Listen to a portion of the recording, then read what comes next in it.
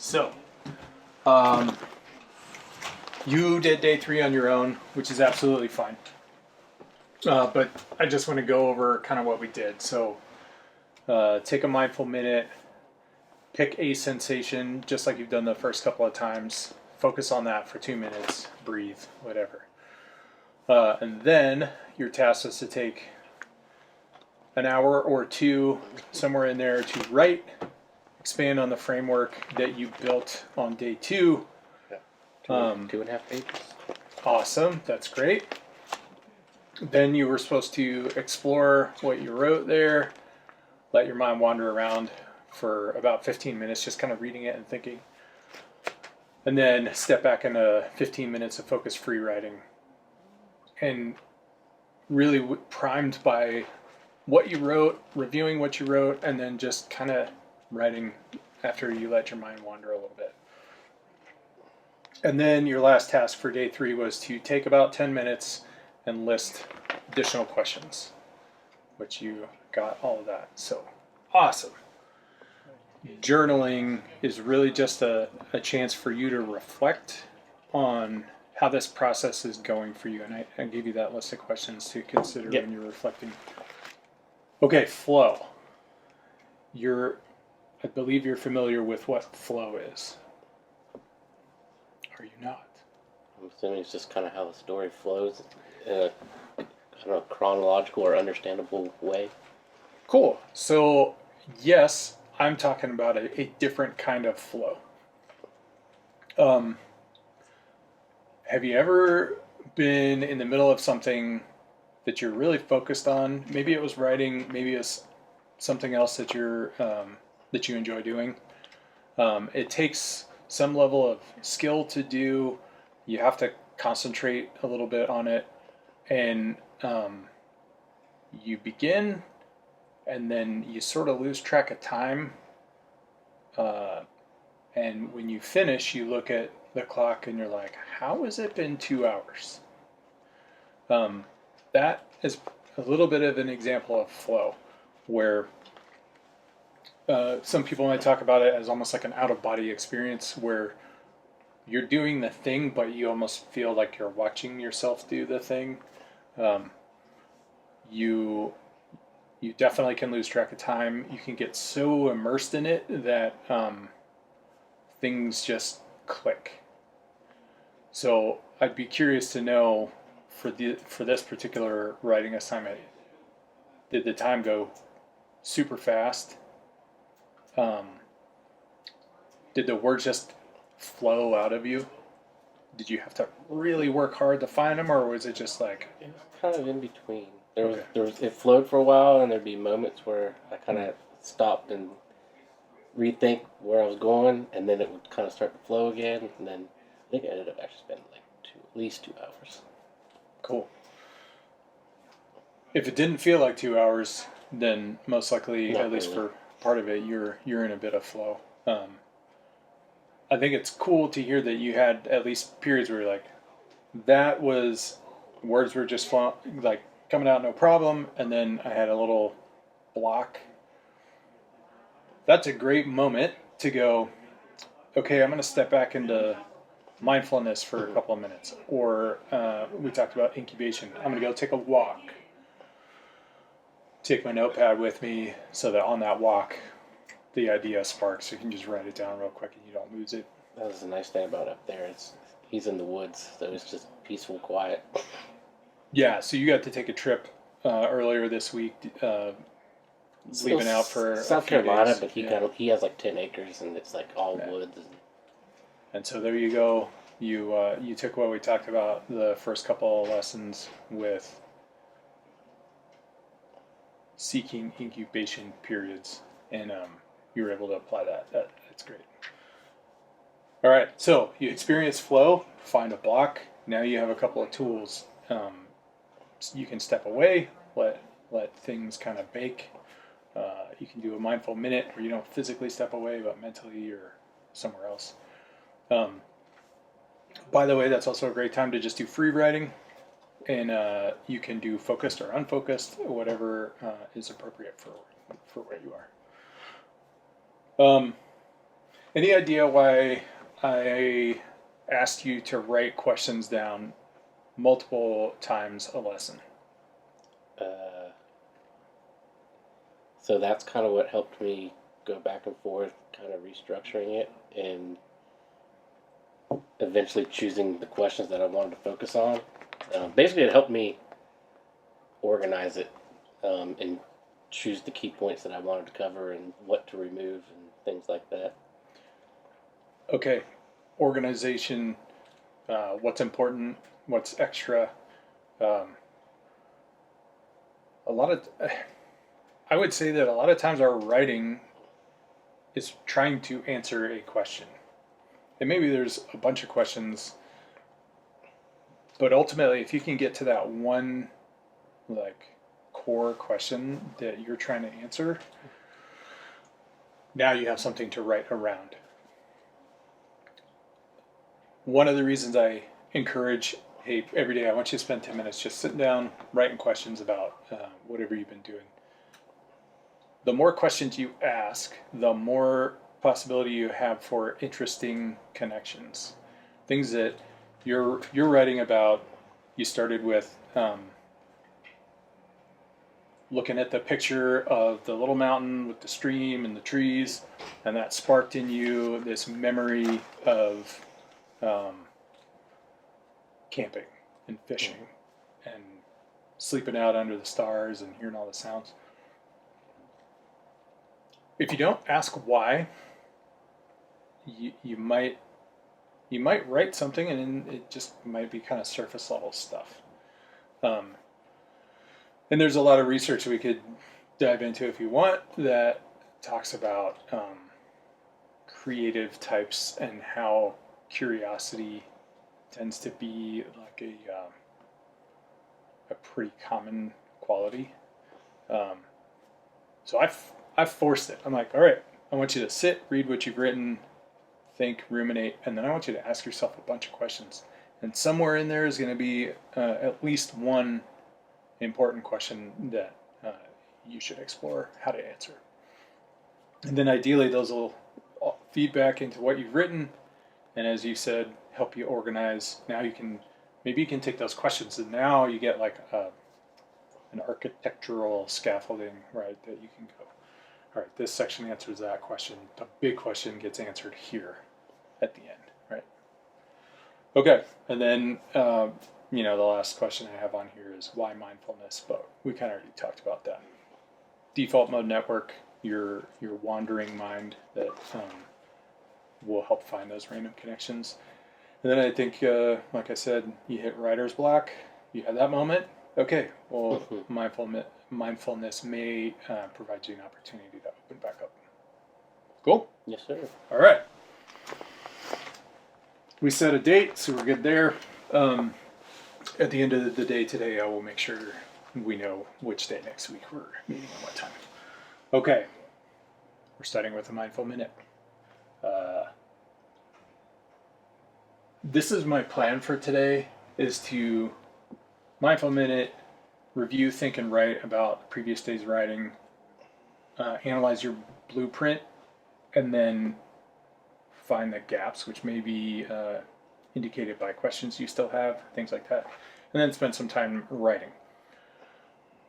It seems to me, based on what you've done outside of class, we might have an opportunity to just like read through some stuff. So I'm ready to flex this lesson a little bit. I still want to start with a mindful minute. You good with that? Yes, sir. So when you are ready, you've done this a few times, so you pick your poison, what you want to focus on. But here is your mindful minute. Go. You almost fall asleep. That drive yesterday was rough. My AC crapped out. Yikes. Okay. Potentially time to review, think, and write about your previous day's writing. I think let's talk a little bit about it. So, walk me through. We'll sort of make this an in-class reflection, all right? And if you're okay with it, we'll just kind of talk out loud and you can write down where you need to. Let's talk about where you started. Like back on day one. Well, day one we did the picture. And let me see if I can pull the picture up real quick. So go ahead and keep talking. We did the picture, and then I wrote about realistically kind of how it took me back to childhood memories, which also led kind of to the topic for me, which was really like tranquility and happiness. Yeah. And then we did the spider graph, or the web graph, which then helped me kind of. This was your picture, right? Yeah. Yes, sir. That's the only difference from that river to the one that we camped on was it had rapids, but it was shallow like that. Nice. This we never talked about it, but all credit due to Richard Wong for his photograph. All right. So you started with this picture, did some free writing, and then did like a web plot, connected spider bubbles, to begin organizing your thoughts around it. Yes, sir. Okay. And then I took that and started writing my story, kind of picking and I looked at this. Oh, I went back and forth to my web graph, kind of really picking the topics and like keywords that really stood out to me to try to organize it. And this one was more kind of the free writing side of it. And then we did the questions. And these were the first questions. Okay, before we move to that, give me just like a quick summary, because I haven't, apart from the very first free write that you did, which was back here, this one, right? Yeah. After that, I haven't read anything else that you wrote. So it went into a kind of, was it based on real events, but also exaggerated in fictional portions as well. Because initially you were thinking, I'm going to write nonfiction, creative nonfiction or something like that. And I said, dude, you have a choice, right? You can stick with creative nonfiction, or you can take a piece and write fiction. And doing that kind of helped me, I think, really, instead of like trying to focus on like the facts and real events, it just led me to kind of take different people around me and my own experiences and then put them all into like one story in certain parts type of thing. Yeah. So give me just like 30 to 60 second summary of like what your story's about. So it talks about, it starts out with talking about Robert, which is actually my brother's name, but it's not really his story. But it's just the family name that I'm the only one that didn't get it. It kind of talks about him growing up camping, like I did with the picture, which is definitely a lie because I'm actually the one that grew up loving it and he hates it. That's okay. It's fiction. And then it kind of like fast forwarding to high school, where the pressures of wanting to fit in because they moved to a different high school on the other side of town, so trying to fit in, and the pressures of trying to be with the in crowd and focusing so much on that they made poor decisions and started to go downhill until they graduated, and then they basically moved into their 20s. They started questioning their current situation in life, which in my next one I kind of organized that a little bit to kind of give it. Basically, I got better with my details and events. I think I struggled with the actual events that made changes on this person. Okay. But then thanks to the questions, I focused more. Awesome. So between this, stepping into asking questions, the sort of like narrative arc I gave you for options. Like, Yep. did you chose to go with the here, fall, level, climb back up, new, normal? Okay. So it's not exactly Freytag's pyramid, triangle, but in the first portion I did was kind of the here and then down, and then kind of starting to go back up. Okay, good. For your questions, your first set of questions, pick out like 2 or 3 that you're like, these ended up being really key.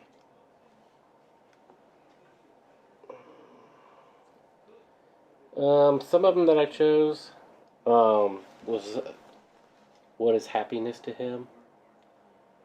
Can he really help others before fixing himself?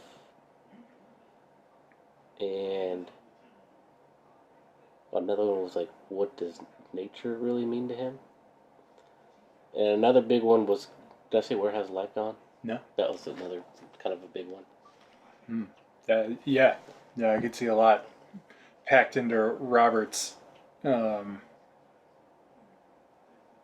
is he exploring?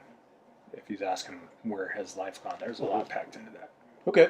And then we did this. I can't remember when we did the second set of questions. Probably at the end of day 2. I think so. And with those, kind of helped me focus a little more on where I was going. Kind of like what happiness is to him, but I went more into what does inner peace look and feel like to him. What actually motivates him. I focused on a lot of these, like and then this was just more what details can be added to improve the story, kind of. But and then these two kind of go together for me. But can he truly leave the past behind, and what memories push him forward in life? Cool.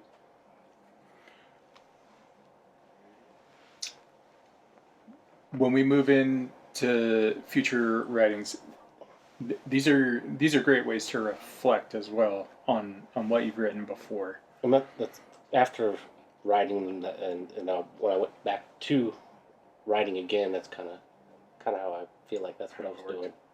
Good. One question, and you can adjust that to however you want. It might be helpful to ask, like, what sort of pressure is on my character? And then, subsequently, how does that pressure cause him or her to react? That might help me with the second portion I just started, actually. Dope. Great, because most stories that you read, most movies that you watch, you're gonna have like, this is a normal operating behavior, right? Whatever it is, and then you talked about, hey, there's social pressure. Okay, social pressure to fit in, cause them to act in different ways, derailed, and then maybe there's internal pressure that Robert's like, oh my gosh, where's my life going? I need a change and physically move to a different place, or whatever he decided to do. Now, what's the next set of pressure? And eventually, like we talked about before, you're going to stack pressure on top, and then that last straw, that'll be the trigger that really causes what should be a climactic moment. I think for mine, it's probably the first half of the story is, I guess you could call it teenage pressures, and then the second half would be adulthood pressures, I guess. And don't forget, you have 2 different kinds. You've got external pressures, and then you've got everything going on inside, internal pressures. Okay, good. All right, where'd you go after that? So yes, I think you're right, because I think I focused primarily on external, but I might need to add in some internal. And then we did the journal. Yep. And then my reflective writing when I went on a walk. Cool. Oh, I didn't go. That's right. That was when I was handing out candy. Oh yeah, sitting in on Halloween. But that also brought me, I don't know what it is, but that also brought me back to childhood memories of trick-or-treating myself. Awesome. And And then, oh, that was where I started I think I just answered some of the questions that meant the most to me. Good.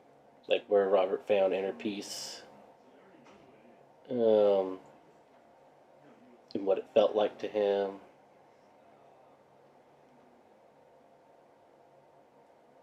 What happiness felt like to him.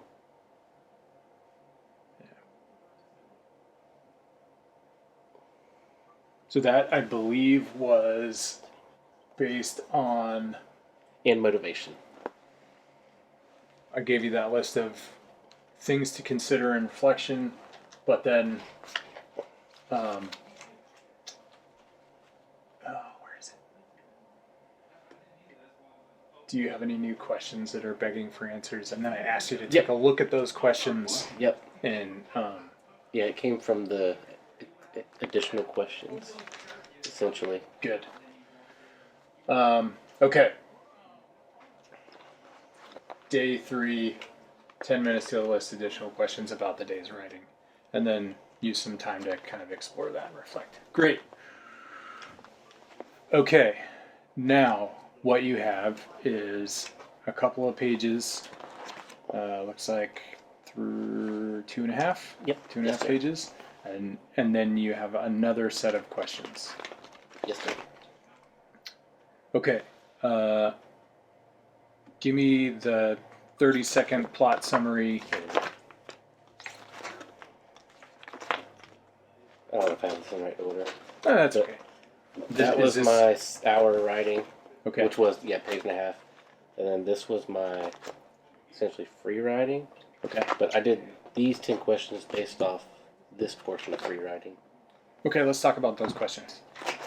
So I put, what are the important key events to focus on during this past part of the story? Because I struggled a little more with what events and key points to focus on with this one. Okay. Have I chosen the most impactful events? So, have I given enough details to paint a good picture of the storyline at hand? What does Robert value during this time in his life? Yeah. How does this portion relate to the topic, purpose of the story, and the beginning of the story? And is this portion of the story organized well enough, and does it make it feel like it continues to flow seamlessly from the first half? Am I still on an organized... I must have been just free writing questions. That's good. Am I still on an organized end to reach the end and the whole story makes sense to the reader? All right, good. So, have I chosen the most impactful events? That, I think, ties back into what we just talked about, pressure, right? Mm-hmm. A lot of the questions that you have here, I think, are also kind of digging at, if you remember, we talked a little bit about character and how you could have a great plot and a shallow, unbelievable, not relatable character, and the story may not work. Whereas you could have like the simplest, most benign plot, but if you have a character that your reader can relate to, that can make up for a story, right? And obviously, if you can align both, where you have, hey, this is a good plot. I've put a lot of pressure on this person, and they're relatable, believable. Somebody that either we're cheering for or we're like, who is this person? So that's one of the things I see kind of at the heart of your most recent set of questions is you're looking at pressure on the character, and is Robert somebody that my reader can go, okay, I can imagine this person being real. The last piece I want you to kind of consider as you're stepping forward through day 4 and into day 5 is how does the pressure, at what point does he change? So he has this sort of normal behavior. What is that thing, the most impactful event, where all of a sudden he does something totally out of character that you're like, I did not expect him to behave in this way based on everything I know about him. Does that make sense? Yeah, I'm already thinking about how I'm going to make it even more fictional and change this up a lot. But... Perfect. As you're thinking, I want you to write those couple of questions down, which it looks like you have, and then I want you to take 10, 15 minutes and free write, explore, however you want to, like, the world is your oyster at this point. Explore that a little bit, okay? Yes, sir. I'm not going to leave the video running for this, like, quiet time.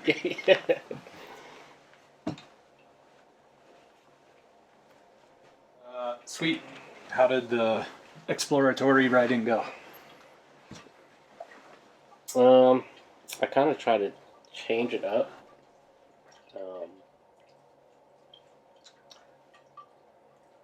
I don't know. I feel like I was putting more, instead of, like, I think on this one, I was more focused in all the little negative events that were happening. And then I kind of changed it up to more detail into the positive that was going on, and then just focusing on maybe one or two bigger events that led to the change. Okay. While putting less detail on all the little ones, and just kind of explaining how it was a little all the little stuff was eating at him, and then one big event just led to basically an explosion. Cool. All right. I think this is good. We had a few discussions about these questions, added them on there. Now you're exploring that. That was 10 minutes of exploration, right? So I think tonight and through the weekend, however much you want to spend on it, look back at your blueprints.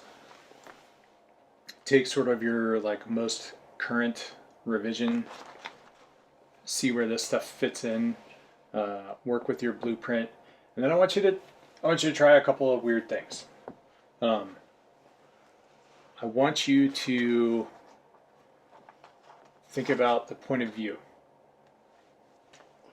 Who's actually telling the story? Is it what do you have? So I see Robert was just an ordinary kid. I guess mine would probably be more of a narration. So it's like a third person.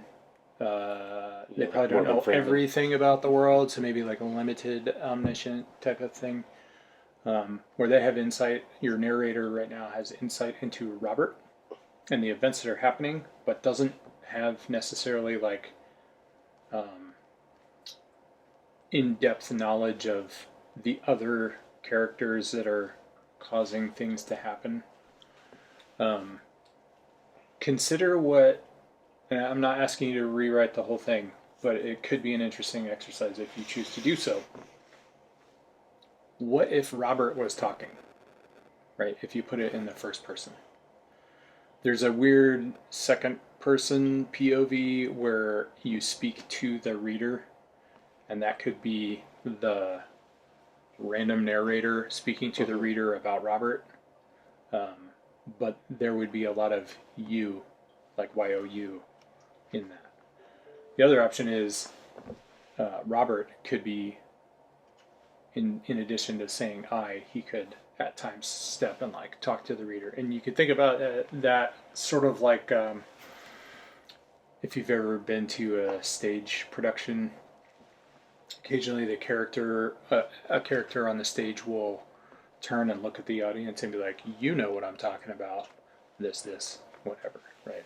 I've seen it in some, like, movies and stuff too. There's some movies that do it where they turn and face the camera and say, like, what am I supposed to do about this? What would you do, right? Pretty sure I've even seen it in Disney movies.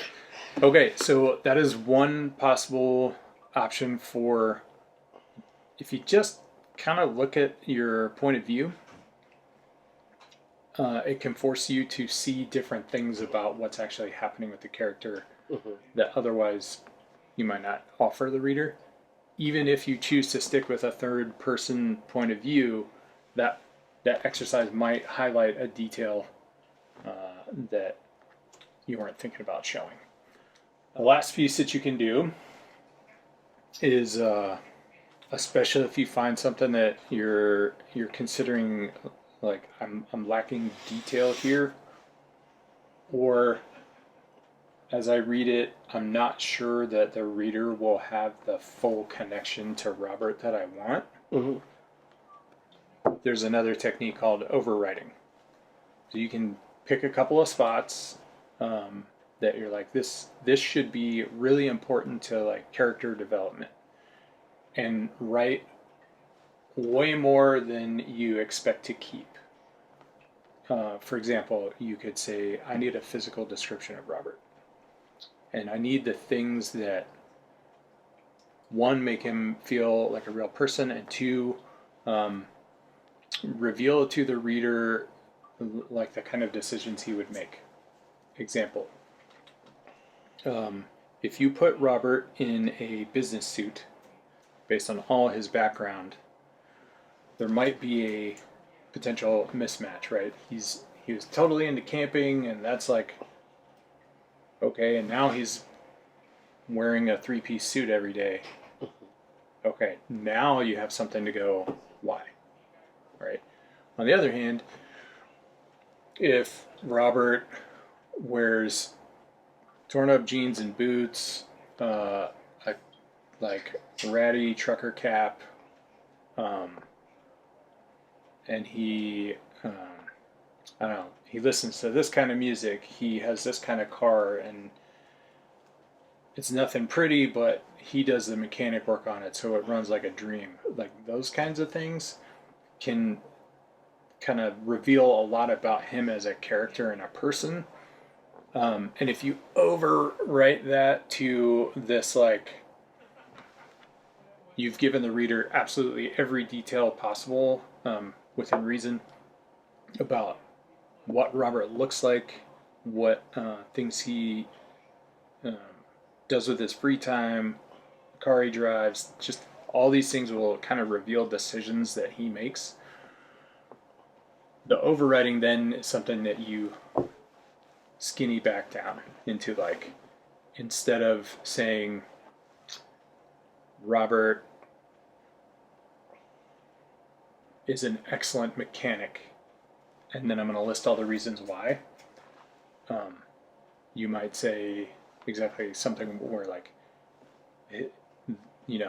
the body of the car is kind of rusty, but it never breaks down, and he owns all the craftsman tools and whatever, right? And then you've shown the reader, like, hey, this dude, he gets his knuckles dirty, he's got some scars and stuff. That is just an example. I haven't read this yet. I am going to ask to read it today, if that's okay. If I can have a copy. Yeah, I have it saved on my work computer. Okay. So don't forget to journal. Look back at the process, the steps that you took, the things we talked about that you're like, oh, I hadn't considered that. Now that I'm considering how to put pressure, how that makes him react or behave in a way that is abnormal for who he is. If you do the overriding or changing the point of view or moving a paragraph around, after you do it, then reflect and say, hey, this is what I learned from that. This is what I still have questions about, that kind of thing. Cool? Works for me. All right, man. Well, that is an hour.